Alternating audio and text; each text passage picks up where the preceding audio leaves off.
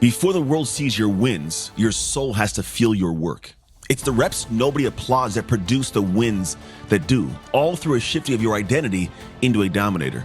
This is all done in the dark every single day. So let me be your guide as I welcome you to this episode of the Dark Work Daily. This is one you're not going to enjoy. I wouldn't enjoy it, to be honest. And honestly, there's times where I had to realize this, and this realization was not fun for me. But here's the thing. You have been the problem longer than you think. I might as well honestly let's start the whole thing there. Like, you have been the problem longer than you even realize you've been a problem. And it's not fun to acknowledge and admit this, but when you realize this, it gives you power back in your life. I know there's times in my life where I felt like, man, the world's against me. Everything it sucks. I came home from the NFL. Opened a gym business. The gym wasn't going well. I blamed the marketplace. I blamed the clients didn't get the value of what I was producing and what I was really doing for them, right? My marriage was falling apart. It was my wife's fault because she didn't get what I was trying to create, what I was trying to build.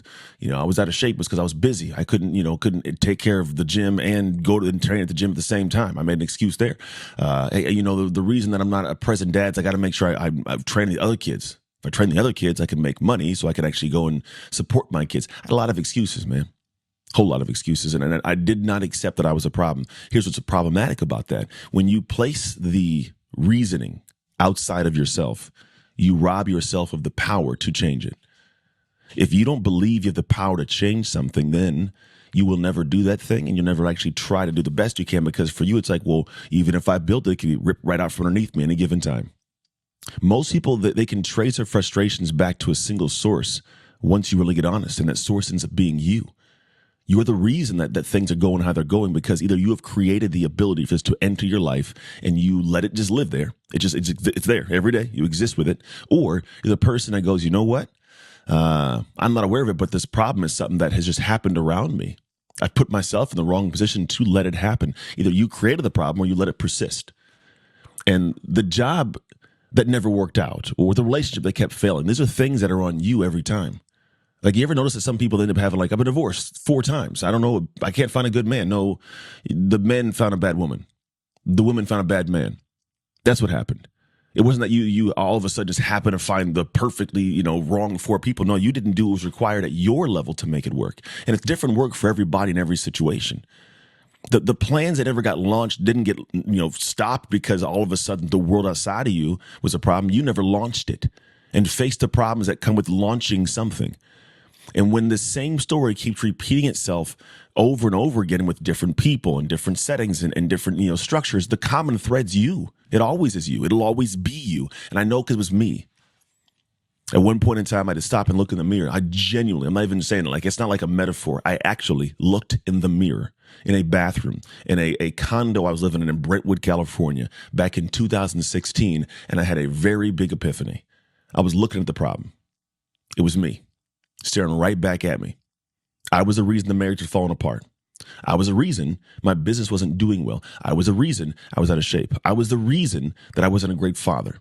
I was. Because I knew what to do, but I wasn't doing it.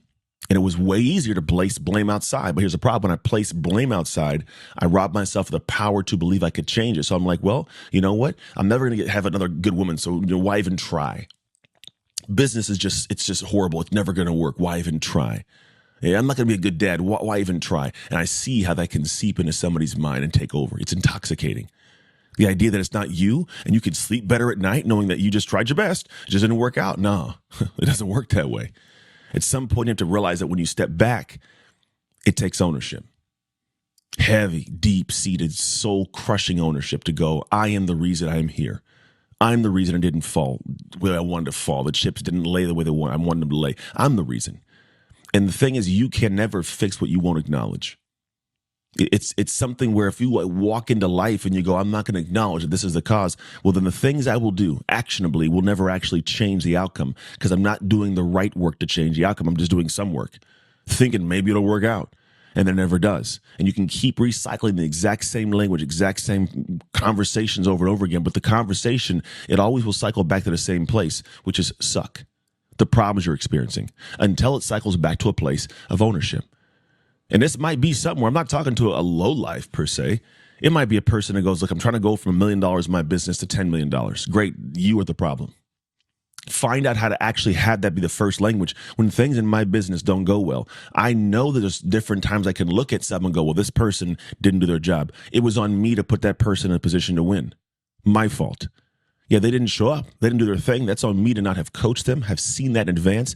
I got to take a power from that. And here's why I do this. While yes, it might have genuinely been out of my day-to-day control, and they were the ones that took the action, unbeknownst to me, I put them in that position. And if I put them in that position, I can put somebody else there. If I blame it on that person, it's just always going to happen, then I wouldn't have a way to solve the problem so it doesn't occur again. But the moment you place it internal, the moment you take ownership of it, the moment you go, I have some control here, even slight, you have a chance to change some things. But most won't do this. It hurts their ego too much. There's too much frustration and pain to experience this reality. But once you can give yourself a little bit of, hey, hit in the mouth of like, damn it, I got to get better, you actually do get better. You do change your life. You do see things improve.